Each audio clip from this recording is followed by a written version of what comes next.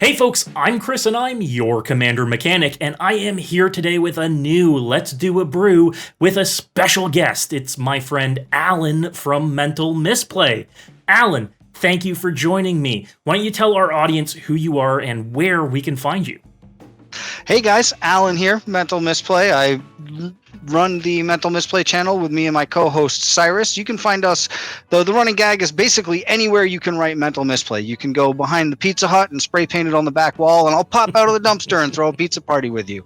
But all jokes aside, you can find me Tuesdays and Fridays at 8:30 p.m. Eastern, streaming on Twitch, and we take some of those CEDH games and put them onto YouTube. Otherwise, you can find me on Twitter and Instagram and TikTok doing stories, basically all the places that you would want to find. Awesome. And lately we can also find you at live events too, right?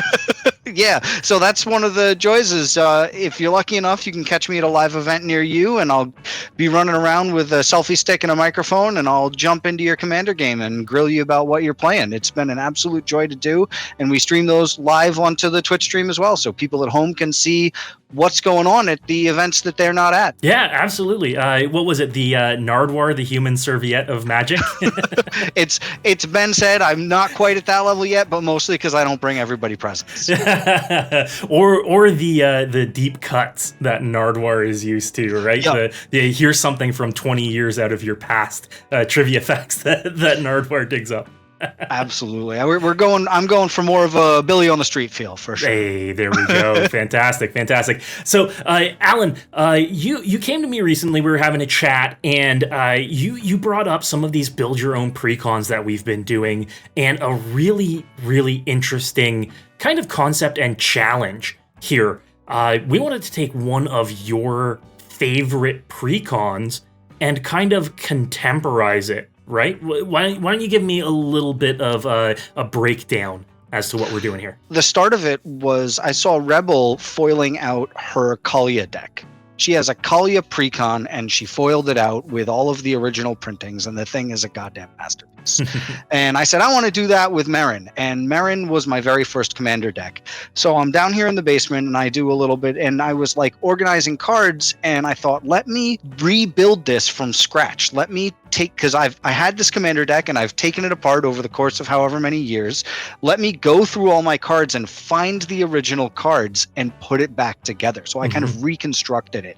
And in doing that, I realized I had other versions of the cards, and so I tried to foil it out as well. So now I've got this the shiny Meren Precon, which is very funny to have the shiny Precon. Nice. And I've been playing it into other pods with Precons. Everybody's, oh, let's do a Precon game, and I'm sure I'll bust out my Meren deck, and the thing is gorgeous and it's fun to play, but it pales in comparison to contemporary precons, and which is crazy because, as me and you were discussing, it is a strong deck. It was one of the stronger commanders, one of the stronger precons for a long time, and still has the stigma of being a boogeyman at any table. Meren is people are very scared of Meren. In playing this deck against these other precons, felt like, oh, it's not performing the same. It doesn't have the same cohesion. That's, I think, the word that you used. It doesn't have the same kind of glue holding it together that makes decks pop off very quickly.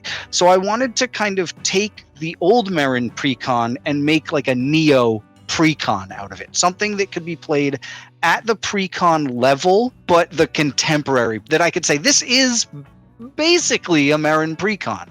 Yeah. And I think that that's an incredible challenge here, because the Plunder the Graves Precon, the one that Meren led, was from 2015, I believe. Yep. So it's 8 years old now. And we've seen lately, just across the last 2 or 3 years, kind of a new philosophy coming out of Wizards in terms of what their precons are and what their precons are built like. Previously, there was this thing about precons where it's 2 or 3 different kinds of decks kind of stapled together, and it gives you the ability to make different kinds of decks out of it. But now we're seeing these precons where they do one thing and they do one thing really well. And that's kind of been my philosophy around the build your own precons too. There's a pivot and there's a different build path you can go with it, but the one thing that it's set to do, it does really, really well. And to your point, looking back at a list like this, which I'm going to have linked in the description for everybody, the OG Meren list here, you can see that it was built on this previous philosophy. There's a lot in here that has to deal with the graveyard and sacrifice effects, which are all great, but then there are some like real head scratcher inclusions in here too. So I want to make sure that we are doing two kinds of things here. One is taking this existing list and contemporizing it. The other thing is kind of bringing it both up and down a bit. Which is an interesting concept, because we were talking about this, and the build your own precons are at about like a $45-50 level for these decks. But out of the box, the Meren list is at over $100 in value. We're looking to make this deck better, but like have the budget in it, right? So it's this really interesting balance that we need to find here that I think, as always, is a great deck building challenge. In leading up to this, doing this recording with you, I said, so what are we doing here? What are the stipulations? What are the, what do you need from me? And you said, pick some cards you're going to keep and pick some cards that you want to add. And I started doing that, and there's a lot of stuff that I felt like could get cut from it, and a lot of stuff and enough stuff that could get added to it that I became paralyzed with indecision. For sure. So let's talk a little bit about that, and let's look at some of the reasons why you want to add some cards to it and reasons why you want to keep some of these cards. Because I definitely noticed some deficiencies in the original list that on a budget we can add to or change as well. So let's look at the cards that you sent me and provided me, and let's go over why we're adding some of these, or why you feel some of these should be added to the list. I think you've got plenty of reps with this deck, so you know how it functions. Why should we be adding these cards in? So I picked a list of 10 cards, some of which I've run in other decks, some of which are, I hate to use the word, but some of which are staples, and all of which provide some sort of value. All of which are going to proc Meren's experience counters, and all of which can, provide some form of like secondary value. And I've played this since 2015, and it has been alongside me with the arms race of Commander, of like a kitchen table pod, and gone from rediscovering Magic and putting old cards into it to a deck that I run in CEDH pods, which is somewhat of a meme at this point. And you and I have butt heads at the CEDH level playing this deck before. So, I've seen it at all levels of the gamut here. I've seen what you've been able to do with this, and I know that this is a commander and a deck that means a lot to you, which is one of the reasons why I want to dive into what you feel are the deficiencies in the list right now, and how you think that we can plug some of those holes, let's say. And you mentioned value. I think that that's a great place to start. The core conceit of the deck is that we want to play with our commander as the real signpost of the deck here. We want things to die while Meren is out, so that we can reanimate other things. That is basically what we want to do. So we're sorry to cut you off, or reanimate the same things. Right. Yeah, absolutely. To have that, whatever that thing is that died, come back again and again, and like keep looping that. Yeah, and that is, when you say value, the main line of value that we want here. We want to be getting the same activations out of our creatures over and over again, or what we want to do is we want to run up a chain and cheat out creatures that we haven't cast, something that we've dumped into the bin that we can then cheat out for extra value, right? And that's the core conceit of the Precon out of the box, which is great too. But I think that it's lacking in, like you mentioned, secondary value. And along that line, I think that is, what are we getting from these creatures dying? What are we getting from bringing them back over and over again? And is that worth the effect of having them die over and over again and having them come back over and over again? So let's break that down a little bit. So to start with some of the stuff that I wanted to add, all this stuff I've played either in Meren or in other decks and find that it's going to provide value either on its own with an ETB or provide that secondary value. Like you said, when you are doing things that proc Meren's trigger, you'll be getting additional value off of these things procking. So one of the first is Aid from the Cowl. I love this card. I've always thought it was fun. It's got that kind of it's not Perilous Forays, the other one. The one where anybody casts a creature spell, like a Lurking Predators vibe. Yeah, it's got a kind of Lurking Predators vibe, which I think is fun. And it's just like, I think it's less than $1. It's a heavy cost. 5 mana is a big cost with 2 green pips. But as long as you've got Meren running, it's going to proc it's going to proc every turn, which is amazing. Mm-hmm. As long as you're sacrificing stuff or stuff of yours is getting blown up on your turn or whatever it happens to be.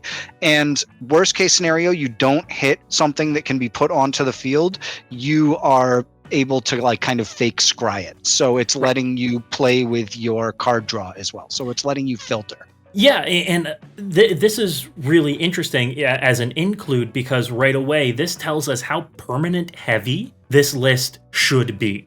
Yep. We are caring about creatures dying. So if we're building it around that conceit of we want creatures in play that either are sacrificed or can sacrifice themselves, then we want our list to be probably, over 50% permanence here. And Aid from the Cowl benefits from that because that means that we're going to be hitting off of this trigger more often than not. And if you even flip a land off the top here, it goes onto the battlefield, which is great. You're stoked. And that's 2 mana worth of value, right? Let's look at that like a Rampant Growth or a 3 Visits, right? Yep.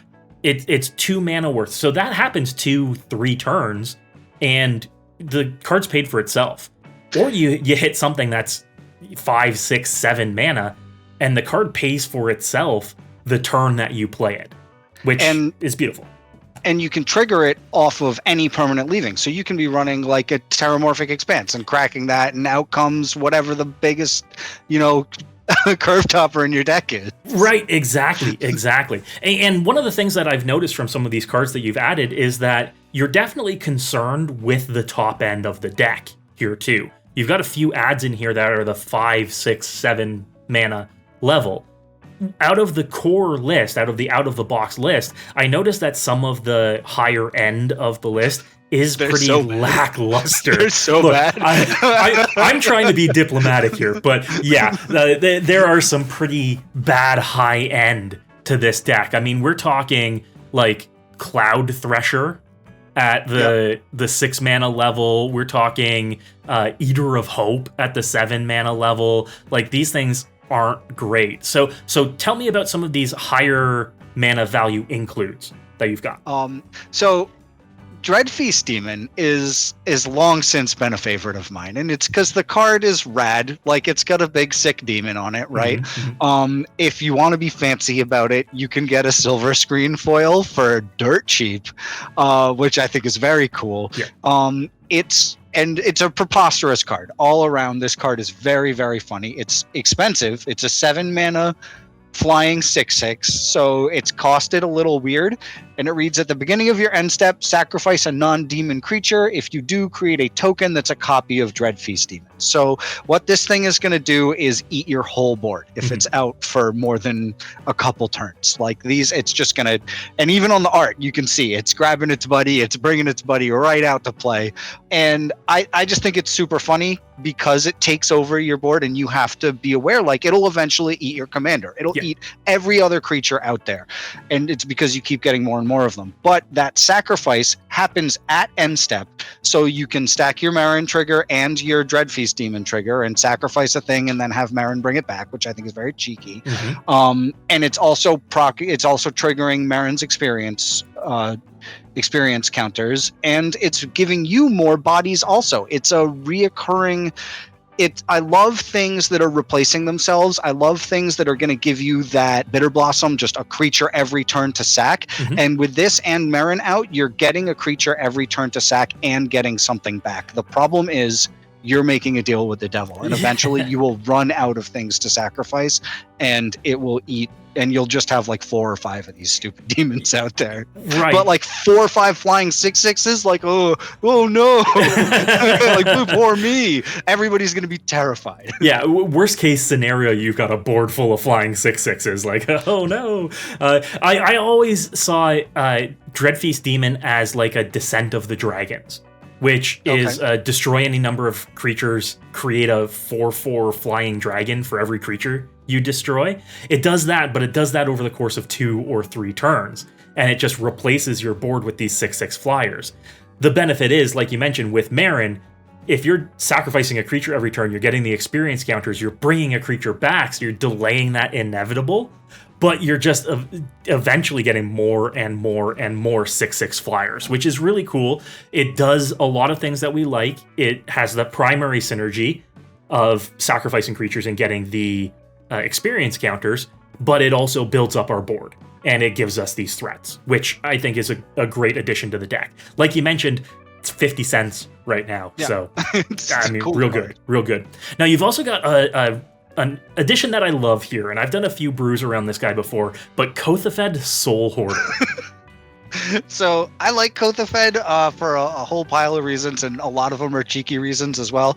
I played the guy who introduced me to Commander. He goes by Number Knower. He calls it's and you can I'm okay if you want to pronounce it this way. He said Cot Hophead, and I was like, yep, that's how I'm pronouncing it from now on. He's Cot Hophead, and I think so that makes it super funny. And I also played against somebody who was running Kothafed as their commander. Mm-hmm. And I was like, oh, okay, cool. This is rad. And he was like, yep, I'm ready to die. Yep. And I was like, oh, okay. So that's what we're doing. Okay. And it's like, this is an extremely risky card. It's very, very funny because like if somebody board wipes, you're losing a big pile of life, but you're like, yay, I draw a bunch of cards.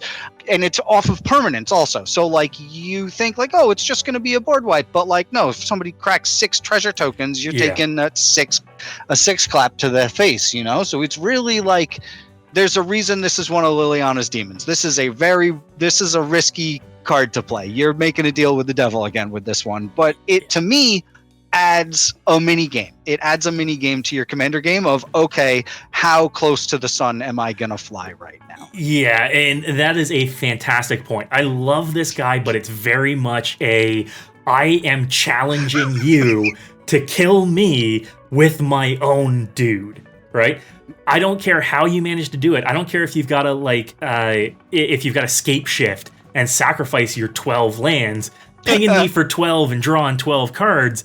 I'm going to make this into, how do you either come very close and have me draw half of my library, or how do you, dockside, pop 12 treasures, and I'm out, right? Yeah. It's one of those, I need gas.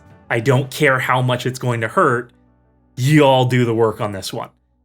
And again, 6/6 flyer, hard to beat. Right. Like at very least, it's a 6/6 flyer that when you start attacking with it, your opponents are going to think twice about whether they want it to block it or remove it, or whether they're okay eating 6 damage on this too. So I think it's another good addition. And again, even if your opponents aren't sacrificing anything, you're going to be sacrificing stuff on your turn, guaranteed in this deck. So it's going to help refill your hand. It might ding you for a few life, but hey, we're in black and green. There are ways to regain life too. Yeah. All right. Let's go ahead. Now, there's another 1 or 2 value engines in here that I definitely wanted to touch on. One is Morbid Opportunist. And I love this guy. Yeah. He is definitely one that has made his way into a lot of my brews. But there's a challenge at this power level, and especially if we're looking at a budget restriction here, in that this guy's like $250, right? Yep. And when we're looking at a $45 or $50 deck, $250 is a serious conceit here. That is something that we need to make sure that it's going to provide the value for the budget. It is a big spend, this one, for sure. And my thing about it, this is basically a body that does death ritual. Yeah. This is Death Reap ritual on a dude, right? Because Death Reap ritual reads at the beginning of each end step, if a creature died this turn, you may draw a card. And it's basically a nicer worded, whenever one or more other creatures die, draw a card, triggers only once each turn. So you're not waiting till end of turn. It's not a morbid trigger. It's happening right away. The trigger's happening. And my main reason for the include is that stuff is going to die. He is going to proc. You are going to be drawing at least one from your own, triggers from triggering Meren, but more likely you'll be drawing a couple more, and having cards like this forces you to pay attention, which is for me a big element of the game. Remembering my own triggers and playing something that procs off of other people's actions makes me like, okay, like I play Mangara, okay, now I have to like watch what people are doing. So it engages me with the game. But the other part of it is I hear people cry, oh, only once each turn, that's, it's ruining everything. All the cards say this and they're all terrible. This card absolutely will draw you cards, and it will draw you more than one card per turn cycle if you play it. In most games, sometimes it'll only draw you cards off your own, but like, oh no, you're gaining value off your own synergies. You've got for 3 mana, it's a Phyrexian Arena and you're not losing life. So I really like this card, and if for no other reason than to shake it in the face of people who say only once each turn is a big drawback. Yeah, and a lot of people say only once each turn is a drawback because they're so used to something like Ristic Study, which is, I'm going to draw a dozen cards on everyone's turn. So when we get something like an Esper Sentinel or a Morbid Opportunist that say once each turn, I mean, once each turn is still 4 cards a turn cycle. Yep. It's awesome. That's great. That's huge. So that we're still spoiled for having card draw on a body like this that doesn't cost us any mana to activate. It's something that's going to happen anyway as players run creatures into each other. You're going to draw cards, whether you're involved in it or not. This is something that can draw you cards. And unlike something like an Esper Sentinel, somebody can't pay a tax to avoid you drawing that card. It's gonna happen. Happening. You are going to draw that card, and that's fantastic. And it's whether Morbid Opportunist is out or not. Keep that in mind. If somebody wipes the board, then you still get to draw a card. If somebody removes Morbid Opportunist, but something else is dying at the same time, you get to draw a card. That trigger goes on the stack. Morbid Opportunist sees that creature die. So you're going to draw that card regardless. I think that when we're talking about those secondary synergy lines or those secondary value lines, this is definitely high up there on an includes. And I think that with something like card value that is so tough to get at a Precon level like this, it justifies its price. Yeah, absolutely. I think, and for me, honestly, the cards that are going to be justifying their price are going to be either like game enders or hugely synergistic, or honestly that big value, that card draw. And that's a huge, for me, everything I have always like, if the commander doesn't say draw a card on it, there's gonna be jammed full of stuff that says draw cards on it. Otherwise I'm gonna go crazy if I end up in top deck. Right. And I think one of the big benefits from Meren as a commander is that even if you are in top deck mode, you have your graveyard at your disposal. So if you have card draw on a body like Morbid Opportunist and you're in top deck mode, you can always reanimate it with Meren so that you can start filling up your hand again. And that's where we want to be looking at for where that value is placed. Is it on something that we can pull out of the yard so that we can get out of something like top deck mode if we're ever put into that, right? As opposed to looking at the one-time card draws, the Sign-in Bloods, the Night's Whispers. If we have it on a body, like we were talking about with Aid from the Cowl, we want most of the cards in this deck being permanents. So if we've got card draw on a body, it's that much better. There is, I did put a one-time card draw on the list. It's not in my 10 new ones, but it's something I saw that I thought was good. But we can get to that in a little bit as like the honorable mentions. As far as the rest of this list, there's a whole bunch of other stuff in here that I thought was like kind of some new stuff, but a bunch of the rest of it is like classic Meren includes. Like if you're going to upgrade your Meren deck, this goes in it. And I was poking through it and seeing the stuff that all fit into Meren and was in that sub-dollar range. And I was like, oh, cool. These can go in? Great. They're going in. Absolutely. And I see that I put together a list of cards to include in here too, and we both landed on Evolutionary Leap, which is great. And I think that that's one that a lot of people overlook because they say it's the dime store survival of the fittest, but it's still an on-demand sack engine that refills your hand, which is fantastic. And this deck in particular, whatever you're sacrificing, you're bringing back too, which is win-win. I think it's great. If you're sacrificing something that has a death trigger, that's great.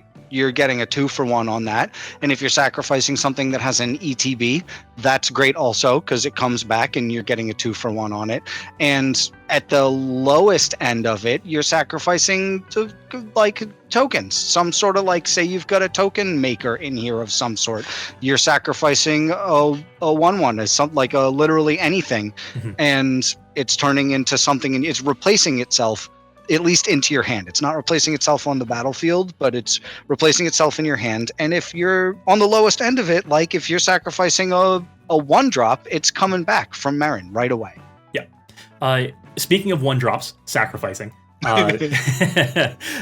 you have also included one of the reasons why people find Meren a nightmare to play against in the Fog Frog, Spore Frog. Spore Frog has been like, I just thought if this is getting put together, like this is a card that's so synonymous with Meren that it's got to go on the list for me. Like it's sub $1 and it just works so well. It does create a soft lock, but it's something that you can get out of, and it encourages your opponents to play together, which I think that soft lock it sucks, but like for the most part, it's going to be like, if you put somebody in that soft lock, like Meren isn't winning the next turn is what I've found for the most part. It's going to be a couple turns of your opponents digging to try to get out of this. And if 2 people work together, they can break it. It's as simple as that. So that's a lot to ask for. It's like, oh, it dies to removal. It dies to twice the amount of removal, which is like kind of cheesy.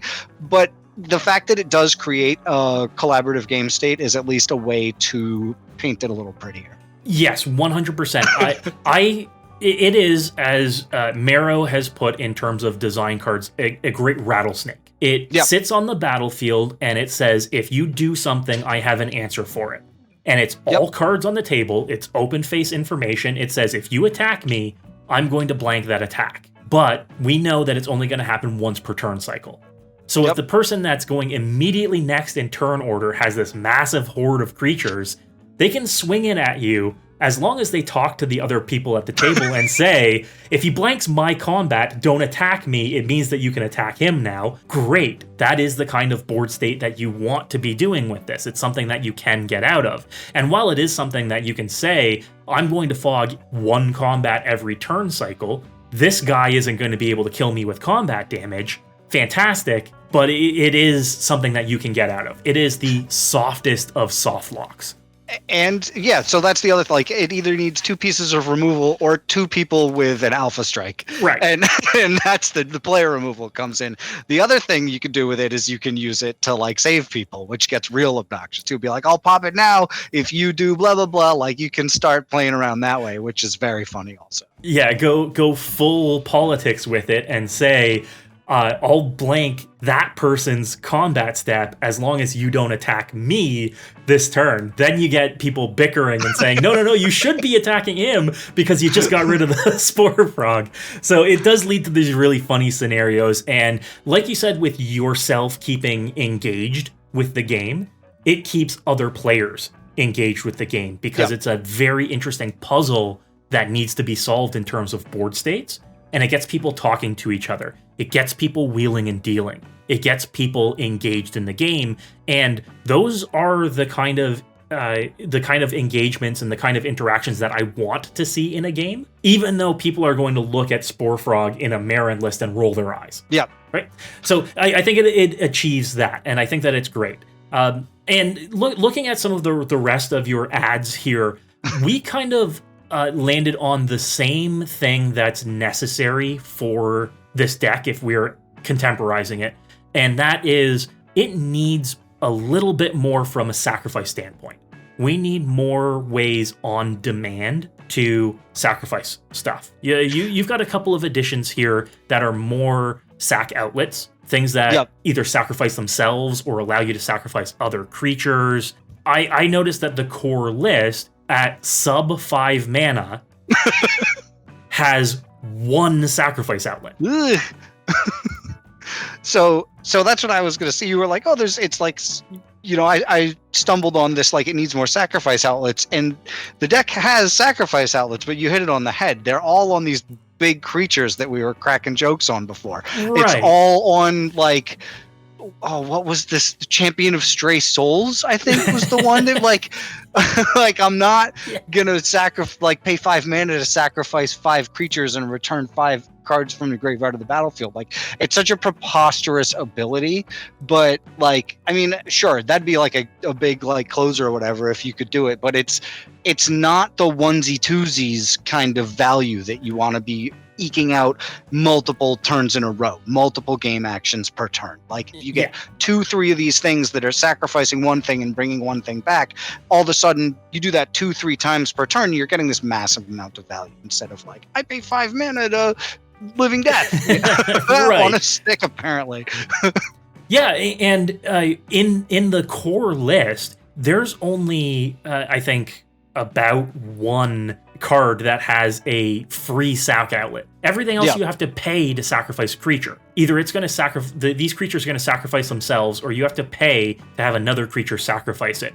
The only one that is a free sack outlet is Blood Baron, which is the vampire that pumps itself when you sacrifice another creature. Pumps itself temporarily when you sacrifice another creature. And I think from a contemporary design standpoint, we are spoiled for choice in sack outlets that we don't have to pay for anymore, especially on the lower end of the curve. Yep. Okay? I think that the one place where you get into trouble is the budget wise. Like, that's when you have to start getting a little bit picky choosy about it. Because I was looking at stuff like Priest of Forgotten Gods, I was like, I want to put that in there, and it was like $2.50 or $3 or something. I was like, it's not quite there. And then the other one was the Golgari.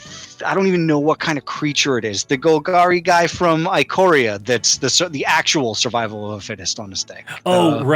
Fiend Artisan. Fiend Artist. I can never remember this thing's name. It's such a goofy card, but I was like, I want to put Fiend Artisan in, and I looked, it was like $8. It's an $8 card. And I mean, even looking at some of the quote unquote more affordable options, Carrion Feeder is still $1.25, and it's a 1-drop that has a free sack outlet on it.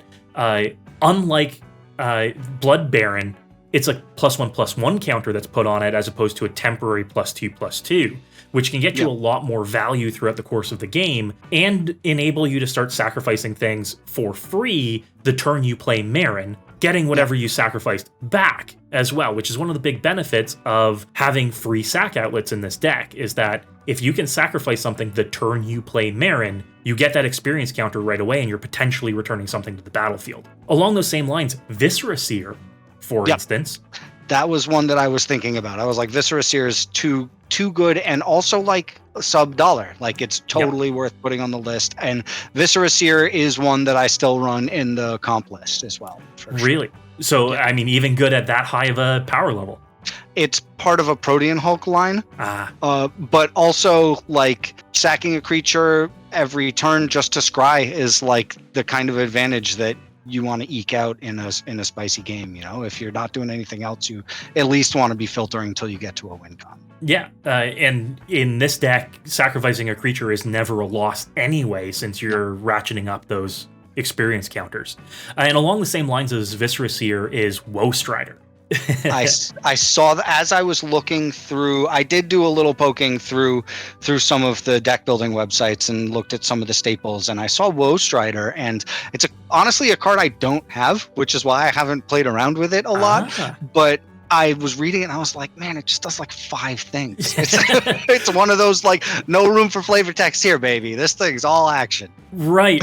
And the fact that it has escape on it too means crazy. that even if you don't have Meren out, you've got a way to return this thing to the battlefield, and it just gets scarier and scarier when it keeps coming back, which is fantastic. I make sure to include it in all of my brews where I'm even considering Viscerous here, because at the minimum, they do the same thing, and Woestrider brings friends, right? So, bringing a goat to sacrifice means that the turn you play Woestrider, essentially it comes packed in with an experience counter. And it does the same Scry 1, so you're getting the same kind of value out of Viscerous here. We both had this on our keep list, too, and that is, I think, one of the best cards, which is really strange to say, but one of the best cards in this deck in Sakura Tribe Elder. Oh, it's one of those hand-in-hand moments, Spore Frog and Meren, Steve and Meren also. Like, you don't hear people talk about it as much, but it's because it's just such a no-brainer. You hear people talk about Timna and Loyal Apprentice going together. This is your same buddies. Meren and Steve are it's just so much ramp, and it's happening over and over every turn. Until you get a better game plan, you're just rocking mana onto the battlefield. Lands are just coming out the deck. Yep, and I think that is a fantastic point, is that often enough, the turn you play Meren, the only thing that you're getting back are those, little 1 or 2 mana creatures, and they don't bring nearly as much value as Sakura Tribe Elder does every time. If you're sacrificing a Viscera Seer to bring a Viscera Seer back, sure, you scried 1, but if you're sacrificing Sakura Tribe Elder and you're ramping, and suddenly you're going from 4 to 6 to 8 mana, turn over turn over turn. If you're doing nothing else, you are getting yourself turns and turns ahead of your opponents, which is fantastic value. So cards like that, and another one I kept on the list, Wood Elves, are part of the reason that people were like, Meren is a crazy deck right from the jump, is because if you just start with that, if you're playing Steve and then Meren and then looping Steve, like you have 6 to 8 mana before your opponents are even set up in a 2015 game, and everybody's like, look at all the value, this is crazy. You become that boogeyman. Yeah, and that's really where this deck shines. And in a contemporary setting, if we're taking this 2015 deck and we're placing it up against 2023 Precons, then you need that kind of value.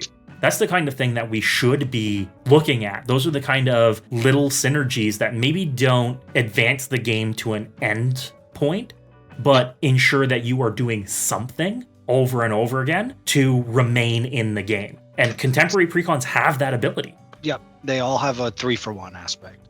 Right. For a long time it was 2-for-1. You want a card that's doing 2 things, but now you want a card that's doing something on its own, something that synergizes with your commander, and something that is also like a good body or a good whatever it is on its own. Yeah, absolutely. And I can take a look at a handful of the Precons back here on my shelf in my background and say, there are some cards, whether they're old cards or whether they're new cards that are included in these Precons, where you're just like, if I had built this deck around this commander on my own, this is a card that I would include in this list. Yeah. And Wizards has included it by default. Looking at this 2015 list, there are a lot of cards where we would say, if I were building this list, this is the first card that I would include in this list, and it's nowhere to be seen. And it's full of cards that are like you said, the head scratchers as well. Yeah, absolutely. The cards for the sake of a card being added to the list, as opposed to a card being added for the sake of it doing something in the deck. And I think that's one of the big changes in design philosophy. Okay? Now, I want to talk about tuning down the deck a little bit here, too. We talked about some additions and things that we would add in, and some of those deficiencies that we've seen, plugging some of the holes in the value, ensuring that we've got more sack outlets at lower mana values and free sack outlets. Let's take a look at some of the cards that we want to keep in this list. And looking at the core list, some of the real value pieces that we absolutely cannot keep. Let's start with some of your keeps here, because you gave me a list of, here are the things that I want in. So we said Sakura Tribe Elder and Wood Elves are like easy. The rest of it is stuff that I've either had a lot of good luck with, or I think is funny, or is just strong. Mhm. So they're in alphabetical order, I believe, which is funny because it goes B and then S. So there's a lot of and then so the a lot first of one W's and V's in this list. Yeah. Oh yeah, for sure. So the first one is Bonehorde. Bonehorde is a wild card. It comes with a germ, so immediately, as soon as you equip it onto something else, you're getting a Meren trigger off it, which you love. It grows based on everybody's graveyard, so it makes a big boy for sure. And in the Precon deck itself, this card is a closer. Not because, I mean, it's because sometimes you could put it on a flyer. Sometimes you're dropping one of those 7 drops that we were joking about and attaching a Bonehorde on it and swinging for 20, which is wild. And sometimes you, in the Precon, the big win was you put a Bonehorde on something and then you've got this lovely sorcery here, Overwhelming Stampede, and all of a sudden everything is stomping everybody. Yeah. I'm not sure that Overwhelming Stampede is going to make the final cut, seeing as how it's like $4. Yeah. But it's a win con. So that's the like toss up, right? Is like on this list of like, what are we cutting, what are we keeping? The things that are win cons are important, but Overwhelming Stampede isn't really a win con unless you've got that Bonehorde on something or another extremely big boy. But I think Bonehorde is funny for 8 types of reasons, and one of it is just makes a super big boy. Absolutely. Along the same lines as Bonehorde, something that I'm probably going to add into the list as we tune it up here is Night Howler. Okay. Which does almost the same thing, but it can be an aura or a creature. So it's one of those bestow creatures that you can throw on one of your, say, 1/1 flyers if you got one, and suddenly it's got a Bonehorde effect on it. And then if the creature dies for whatever reason, it still comes back into play as a creature with a power and toughness equal to the number of creatures in all graveyards. Like, it's still really good. And those kind of effects, when we've got a list that's probably going to be 30 or so creatures in this deck, even if we're only counting our own graveyard, it's going to be a big boy. Night Howler was one of the cards that was on the list years ago. That was one of the early upgrades. It's like, we'll double down on that Bonehorde effect. And you can get, like, I think there's like a super cool Theros promo art for it as well. Yeah. Awesome. Next on the list, again, a card that comes in a arguably one of the coolest promo arts, because it's got that different foiling, is Shriekmaw. Yes. Shriekmaw is a crazy card. This is a card that I also still run in the CEDH list, which people are always bugging out about because it's so far from a CEDH staple. But it's really hard to answer creatures. There's not a lot of ETB. Like, you either need to outright counter it, but so much of the CEDH counters aren't countering creatures. So it's hard to deal with. And on the Meren trigger, if it's going back into your hand, great. You can play it for 2 mana and it triggers Meren right away. Or eventually it's going to come onto the field, and then it's got, I believe, Fear, which has also won me games. That 3 damage over and over again is that'll close the game out eventually for sure. So I really like Skullwinder, and you could sack something else to it if you want to get crazy on ETB, because it's got that it's Evoke, right? Yes. It's got Evoke, so it's a super fun card. I really like Skullwinder a lot. Yeah. Or not Shriekmaw, excuse me. Next, you're getting to the next one. I'm seeing the next one. Skullwinder.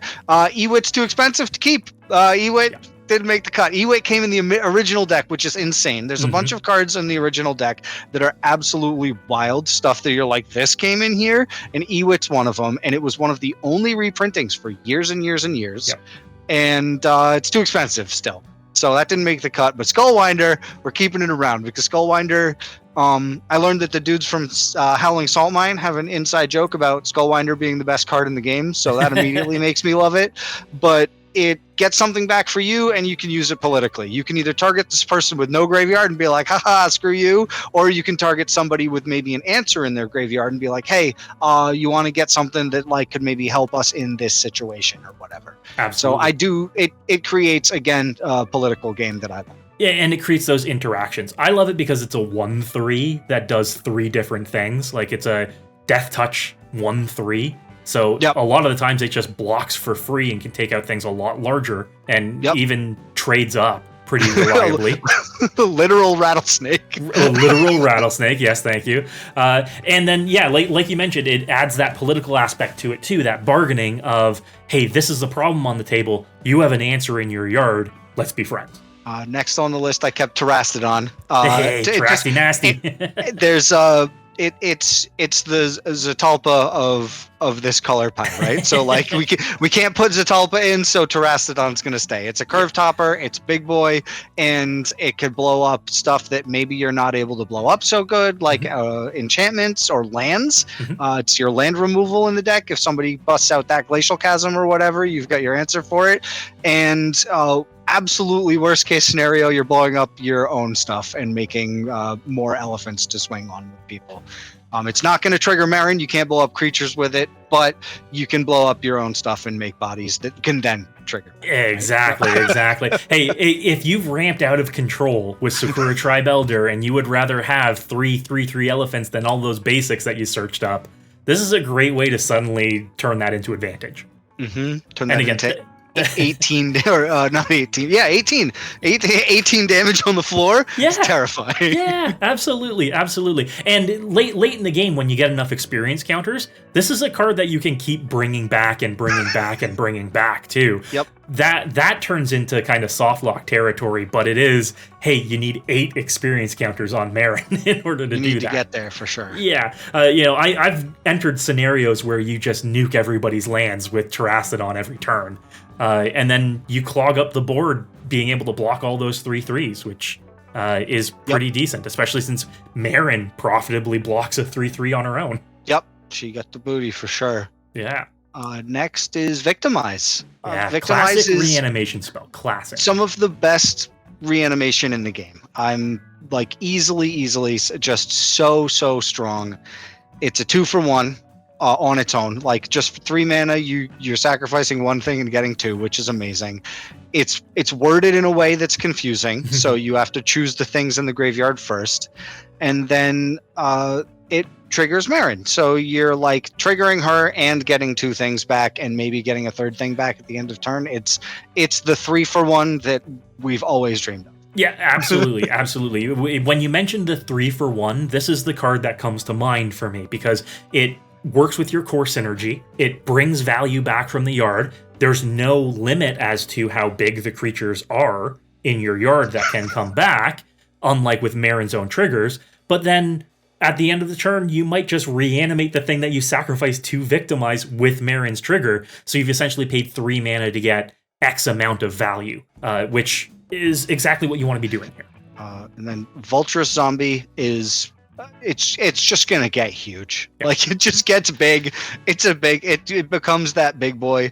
It makes you pay attention to the game, but that thing gets 1/1 counters all the time, like the whole game. Yeah. It's another one that like once you like if you get that Bone Horde out and you put it on the Vulturous Zombie, you're clapping people for 20 in the air. 100%. It's a flyer, and the evasion does come at the high end of the curve in this list and in this color combination.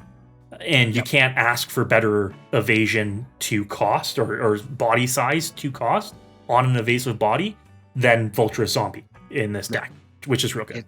It's going to be huge before you know it, for sure. I kept Wall of Blossoms on there. I have a soft spot for it because it was in a deck that I played against when I was having like my Magic Awakening moment.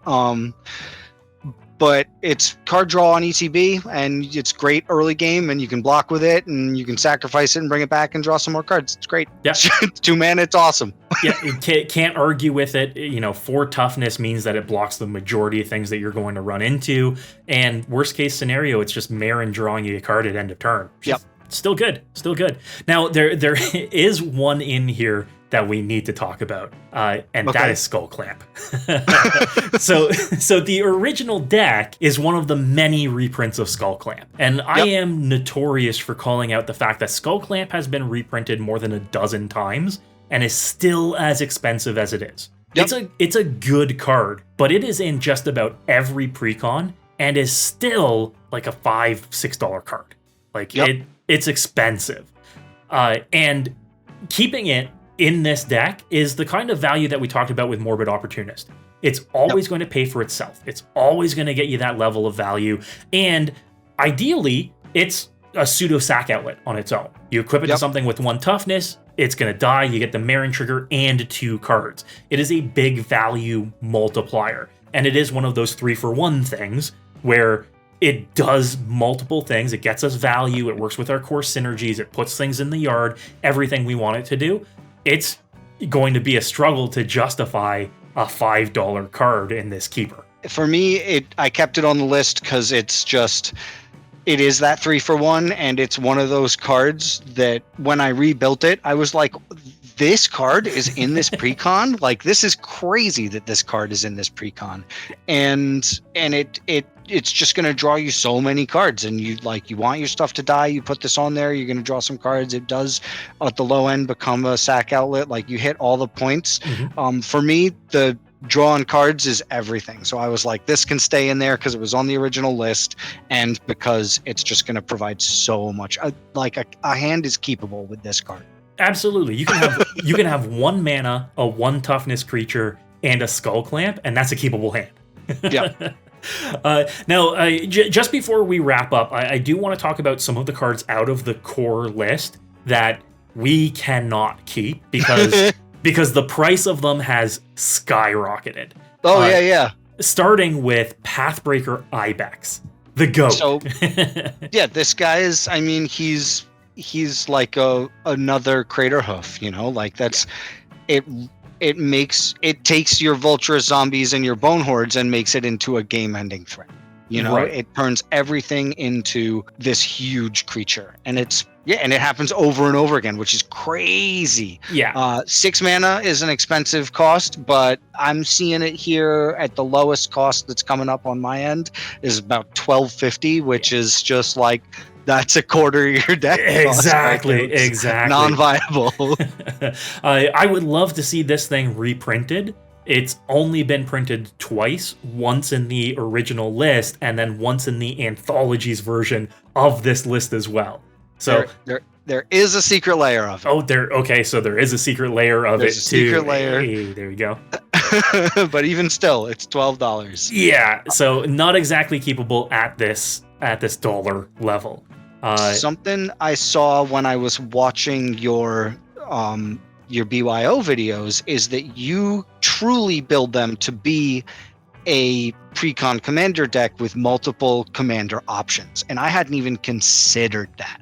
So I was really dismayed to see Mazarek Kral Death Priest at $9.50 or whatever it is. It's just like, so I had no idea this dude was this expensive, and he was, I think, just reprinted maybe in Double Masters 2, I want to say. Yeah. Just reprinted, and he's still big dollars, and I have no clue why this card is I guess on each creature is pretty wild. Like, yeah. If you've ever seen somebody go even just a little bit ham with a Mazarek out, it turns your entire board massive. You sack 1 or 2 fetch lands with a Mazarek out, or you sack that goat to a Woe Strider, and then suddenly everybody's saying whoa, because your board's huge, right? And it's permanent. Yeah, now that you're saying it, right, it's permanent, which is crazy, and it's anybody sacrificing those permanents. So yeah, it makes everything everybody does scary all of a sudden. Yep, and especially in a treasure heavy world, because sacrificing a treasure is suddenly pumping your entire team. Mazarek on his own is a flyer too. So even if your opponents try to answer Mazarek by doing something like cracking a treasure, your entire board's pumped forever, which is a huge advantage. It's a really good creature, but again, at $9, not something that we can keep in the list.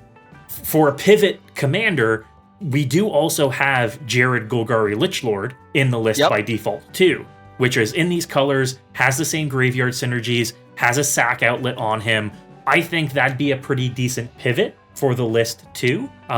But we can explore some other options, and when I'm putting this list together, maybe we find some other pivots. One of the other cards that is in this list by default that unfortunately can't stick around is Eldrazi Monument too. Eldrazi Monument over $10 at this point. Notable good card. And especially in this list where it gives your little guys flying and indestructible and +1/+1, and then is also a sack outlet too, that then your commander negates by getting you back something that you can sacrifice to this thing next turn.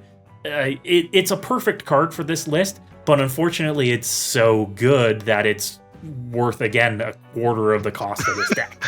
This is another one of the cards that's like, this was in this deck? They put this in there? Right. Yeah, it's a crazy card. You play this and everybody freaks out every time. Yeah. It's like this and Avacyn's Memorial. Yeah. Those are the two that it's like that comes down and it's suddenly, okay, well, I mean, I guess we're getting overrun now. Can't do anything about this. But apart from that, there is also one more standout, one more real bad standout. And I'll let you call this one out. Well, and it was making me laugh too, because you were saying that Skull Clamp has been reprinted in every deck. This one has definitely been reprinted in every deck, like without fail.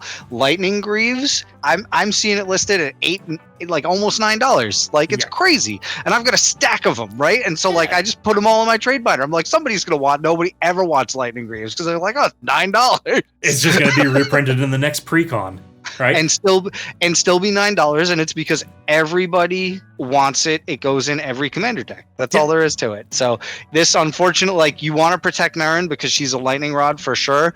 It's not going to be with Lightning Greaves. I'll tell you that. 100%. And it's unfortunate. We do have a few different options for Lightning Greaves now, whether it be Swiftfoot Boots or whether it be something else. But Lightning Greaves is one of these remnants of old Magic where, you know, equip cost for 0 to give something Shroud was really good back in the day. It's still really good now, but they aren't printing anything that is at the same level as it. They might be printing Lightning Greaves over and over and over again, but if we're trying to include it in a $45 deck, this is a $9 card. No, not happening. It's unfortunate that we can't protect our commander with something like this, but we'll see what else we can protect it with. So that's about what I came up with for the high end. There were a couple of lands that I was like, ooh, I want to keep this in there.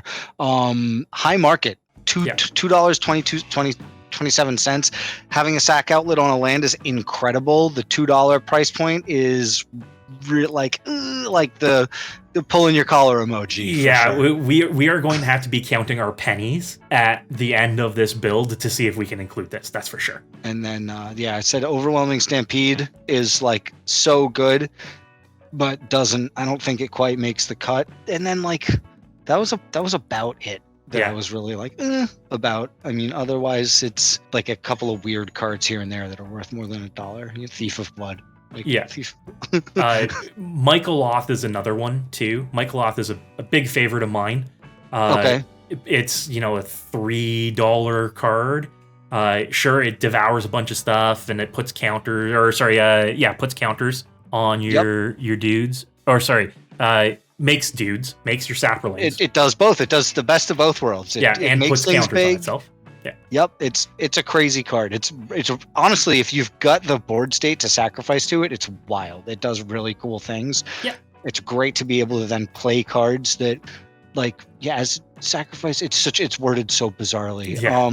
So it makes itself big, and then makes a bunch of dudes, boatloaded sacrifice fodder, right? Yep. Which plays perfectly with a Skull Clamp out of this base list. Which is again one of the reasons why back in 2015 this deck was seen as, hey, this is really good. This is the boogeyman, because it had little synergies like this together, where something can make you 8 1/1s a turn, and then you can sacrifice all of them, put experience counters. Or gain experience counters thanks to your commander, draw a boatload of cards. It's those kind of core synergies that we want to be including in an update. We're just going to have to be budget conscious. That's all. Yeah, we're going to have to figure out where it lies for sure. Yeah. So what I'm going to do, Alan, is I'm going to put together the final list here. We're going to go over the final list offline, and then we're going to share it with everybody. I'll do a little breakdown right after this, but I want to give you an opportunity once again to let everybody know where to find you. Thank you so much for taking the time Chris, I really appreciate it. This has been an experiment and a project I've wanted to work on forever, and I couldn't be working on it with a sharper mind. I'm so grateful for it. You can find me anywhere you can type in Mental Misplay, truly. Come by, see one of the live streams sometime. We play regular EDH, we play CEDH, everything in between, Precons every once in a while, all of that. Tuesdays and Fridays, 8:30 p.m. Eastern, and I even do daytime streams sometimes to and that way I can get in the European crowd streaming with me, which is always fun.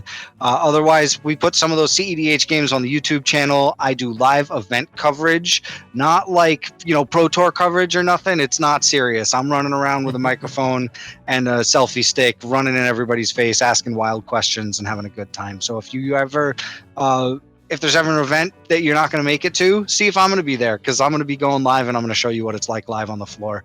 And otherwise, just any of the socials, throw Mental Misplay in there and see what comes up. Thank you so much again, Chris. Hey, thanks, Alan, for coming on. All right, everybody, stick around. All right, folks, thanks for listening to Alan and I discuss updating the Plunder the Graves Precon for 2023. You can find the old and new deck list linked below over at my sponsors, Moxfield.